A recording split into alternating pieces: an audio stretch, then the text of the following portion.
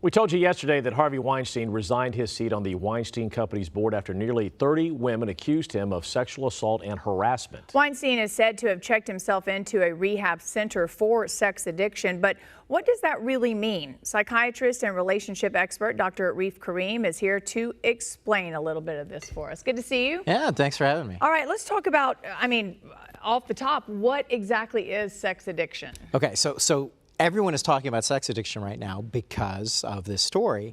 And, you know, sex addiction is absolutely legit. It's a legit disorder. It's not in the DSM-5, so it's not in our manual, so to speak, at this point.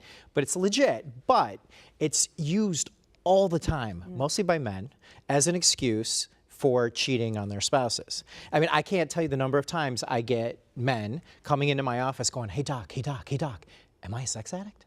Am I? And most of the time I'm like, no, you're just a jerk. You're not a sex addict, sorry. And that may be what's going on in this case right now. So you're saying Harvey is a jerk? Is that my DSM diagnosable disorder? No. I think, you know, I don't know him, so I can't really talk about him specifically. But what I can say is in cases like this, where it looks like this person might be a sexual offender, if these reports are true, you at least have that. Yeah. Then you can say, all right, is this person a sex addict? Is this person a sociopath? Because antisocial behavior means no remorse, no guilt for coercion or for acting out or having really bad behaviors towards other people. You don't care about those other people. They don't exist. What matters is power and control.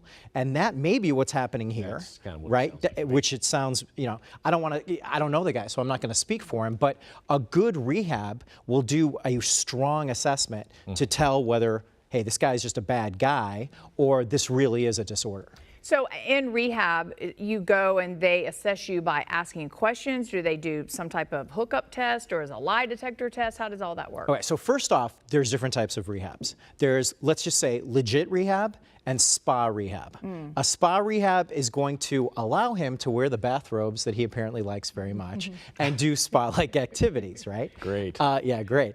A rehab that's legit is going to be really hard work. You focus on, so first it's a stabilization process. Because, you know, when you think about it, somebody in this situation just lost their work, just lost their company, just lost their wife, just lost reputation, global reputation, a lot of things. So he's a human. There's going to be a loss. And those people, sometimes they harm themselves. Sometimes they do some really extreme things. So you want to stabilize the person. Then you want to do all sorts of assessment tools to understand psychologically what is going on with this person. How did they get to be the person they are today, including all the negative stuff that they've brought with them today. A lot of times it's attachment history, it's trauma, it's a whole bunch of other stuff that led to who they are today. So is this a problem usually just for men, or is it men and women, and who more so? Yeah, so I've treated sex addicts, and it's obviously more men based on, you know, just everything. Anytime you hear a news story about it, it's usually a guy.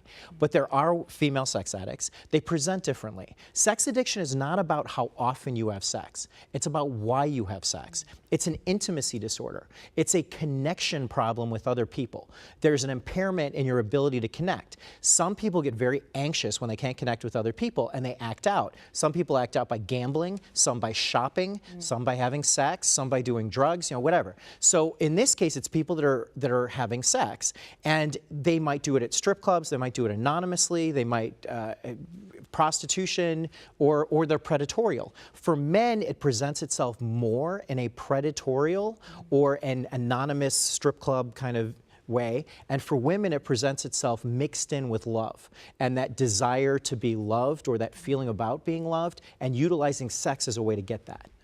It's fascinating. Yeah. All right, Dr. Reef Karim, thank you so much for that insight. I feel like we need to have to come back in and talk about teachers. That's exactly what I was thinking. That's a good story. The female teachers on the young guys. It's so interesting. All right, cool. Well, we'll see seems like you every in the week. future. Right, it does. Yeah. All right.